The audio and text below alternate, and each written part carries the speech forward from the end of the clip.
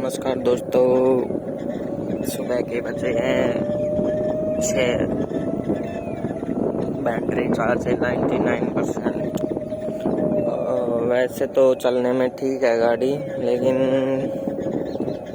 अभी 8-10 दिन से एक प्रॉब्लम है।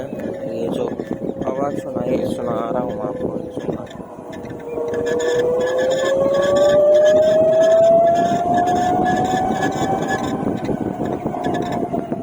आवाज़ है ना, चर चर ची ची ची ची की बहुत ज़्यादा इरिटेटिंग करती है। इसका क्या सॉल्यूशन है, प्लीज़ कमेंट बॉक्स में ज़रूर बताएं। ग्रीस वगैरह लगाने से ठीक हो जाएगा क्या?